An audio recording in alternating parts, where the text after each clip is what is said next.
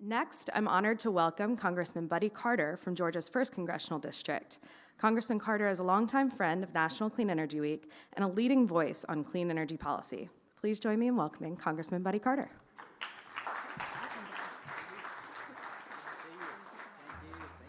Thank you. Well, thank y'all. Thank y'all for having me here tonight, and thank you again for dinner last night. I tell people all the time, if you'll feed us, we'll come. So we truly enjoyed that, but I do appreciate the opportunity to be here and the opportunity to talk about clean energy because it is important. As many of you know, I serve on the Energy and Commerce Committee as well as the Budget Committee, and my role on the Energy and Commerce Committee is very important to me. Obviously, as a professional pharmacist, I'm interested in healthcare, but I'm interested in everything that we do in energy and commerce. And as all of you know, we do a lot. We touch everything. As I think the infamous former chair, John Dingell, said, if it moves, it's energy. If it doesn't, it's commerce, or just the opposite, whatever it was. But anyway, it is true. We do cover a very diverse area and certainly a lot of things. And certainly energy is part of it. I have the honor and privilege of representing the 1st Congressional District of Georgia, which includes the entire coast of Georgia, over 100 miles of pristine coastline, Savannah, Sea Island, that area. We have 2 major seaports, the Port of Savannah and the Port of Brunswick. The Port of Savannah is the number 3 container port in the country and the fastest growing port in the country. The Port of Brunswick is the number 1 roll-on, roll-off port in terms of autos and trucks that are coming through that port. So we're very proud of that. Have a strong military presence as well as a strong forestry and a strong ag presence as well. It is also my home. It's where I've lived all my life and where I intend to live the rest of my life. And I tell people all the time, you know, I think it's unfair, and I'm glad I heard that John Curtis was here before, and I appreciate him. He's a good friend. And he really created and started the Conservative Climate Caucus in the House, and I appreciate his efforts in doing that before he went over to the dark side, but nevertheless, he did do that, and it is very important because I think Republicans sometimes get labeled wrongly as being against the environment or that we don't care about the environment. Look, some of my fondest memories growing up are going fishing with my dad. We lived on the coast. We went fishing a lot, and those are my fondest memories, and I want my children to still have those experiences. I want my grandchildren to have those experiences. And so it is very important to me. I do believe in climate change. I believe climate change is real, and I believe that man has an impact on it. Now, I am not one of those who subscribes to the theory that if we don't have it fixed by day after tomorrow, we're going to all fry. But at the same time, I do understand that we need to be doing our best to take care of our environment. And that is very important to me, particularly, as I say, because of where I've grown up on the coast. Now, let's talk about Georgia real quick, because I think Georgia is a great case study in what we have done in the way of making sure we have clean energy. Right now, we have the largest clean energy plant in America at Plant Vogtle. The nuclear plant at Plant Vogtle is the largest supplier of clean energy in the country. As you know, we've recently expanded that, the first time that that's happened in over 30 years when we built reactors number 3 and 4. And I think it's important to note, and I hope that you understand this and that you know this, is that, yes, it was expensive, but if you look at the savings between the time that reactor 3 was built and reactor 4 was built, they were significant. What I'm trying to say here is that we learned a lot of important lessons, and that is important, and I think will serve well in the nuclear industry for days to come and in the future. So that's very important for us. Right now, in the state of Georgia, nuclear energy is providing almost a third of all of our energy in the state of Georgia. Between Plant Vogtle and Plant Hatch in my district, it's providing almost 33% of all the energy in the state of Georgia. Because Georgia has been the number 1 state in which to do business for 11 years in a row, we need every electron we can get. And that's why I believe in an all-of-the-above type energy strategy. Look, right now it's predicted that in the next decade, the next 10 years, Georgia's probably going to need about 9,500 more megawatts of power. If you look at Plant Vogtle by itself, it's providing about 4,500. So what that means is that in the next 10 years, we're going to need 2 Plant Vogtles, the equivalent of that. And that's something that we take very seriously. We want to continue to grow. We want to continue to be the #1 state in which to do business. And one of the reasons we've been successful is also why we need to prepare for the future, and that is because we have had clean and we've had reliable and we've had affordable energy, and that's very important. We are also in the state of Georgia, the #7 state in terms of solar power, and I think that's important to note as well. #7 in solar power. We don't have a lot of wind power at this point, and I don't suspect that's going to be a big part of our future, but we do have a lot of solar. We do have a lot of nuclear. We're going to have, right now, natural gas is providing about 40, well, let me correct myself.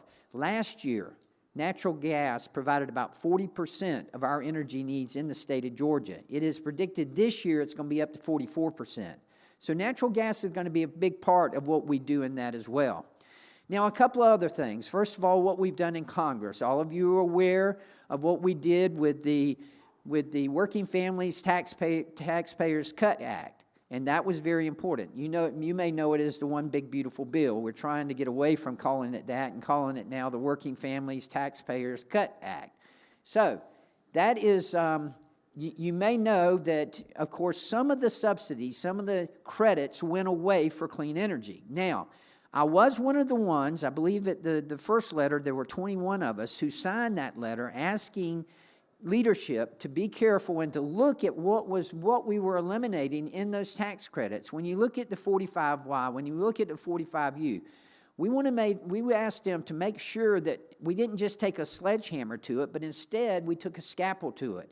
And we made sure, because I would submit to you, and this is what I tried to sell leadership on, is that if it is stabilizing our supply chain, if it is resulting in more domestic manufacturing, then why wouldn't we want to look at it? Why wouldn't we want to keep it? That was very important for us.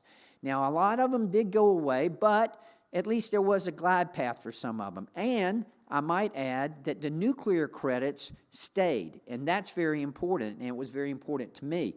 Plant Vogtle would not have been built if it had not been for the partnership with the federal government, and that was very important. So we were able to keep that in there. Now, one other thing that I want to mention, because as I said earlier, I had the pleasure of being with you last night and heard Bruce Westerman and Jared Golden and appreciate their efforts on the SPEED Act. Permitting is something we've got to address in this country. Folks, I don't care what sector of our economy you're talking about, whether you're talking about health care, whether you're talking about energy, or whether you're talking about technology. When people come into my office, they always tell me the same thing. Permitting, regulations, it's crushing us. We've got to address this in our country, and it's one of the big priorities of this current administration, and it's going to be one of the big priorities of ours in Congress. We've got to address permitting. I want to give you an example, and I don't think this is apples and oranges. I think this is relevant. I mentioned the Savannah Port. We deepened that port recently. We finished that project of deepening it from 42-foot depth to 47-foot depth in order to accommodate the post-Panamanic ships that were coming through the Panama Canal after they deepened that canal. We did that project, and we finished it in March of 2022. The permitting for that project started in 1996. Now, again, I don't think that's apples and oranges. I think that's relevant. I think that tells you we got a problem here. Now, look, does that mean that we don't pay attention to the environment? We just skip over some things? No, that's not what it means. But I would submit to you, just because it takes a long time to get a permit does not necessarily mean that you've done everything you should have done. Those two things don't go hand in hand in my mind. You can do, and we can do, a better job of making sure we protect our environment and increase and improving and speeding up the permitting process. They are not two distinct entities. They can be both. You can have both. You can have growth. You can have economic development, and you can protect our environment at the same time. I'm convinced we can do that. But we've got to address that. That's why I'm very excited about the SPEED Act and what Chairman Westerman and what Jared Golden are doing. I look forward to that. We are also looking at it in the Energy and Commerce Committee. Scott Peters has got a bill that we're trying to work out whether we're going to get on it with him or not. And we'd love to if we can work out just a few things. But we are looking at it in the Energy and Commerce Committee as well, because it is something that we've got to address. So that's where we're at. That's what we've been doing, and that's what the future holds for us.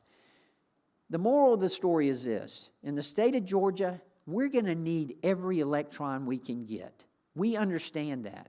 We are already busting loose with data centers, and we got more that want to come to our state. In order to accommodate them, we are going to need every electron that we can get.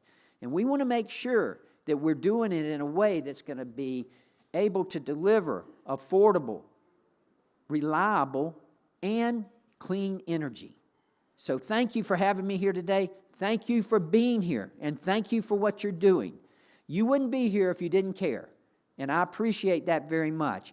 Look, I grew up less than a mile from the Savannah River.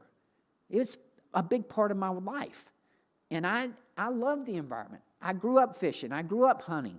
All of that is extremely important, and I want to protect the environment just like you want to protect the environment, but I want to continue to have our economy grow. And if we're going to do that, we're going to have a fair balance of what we are offering in the way of reliable, affordable energy. So thank you very much for having me here today.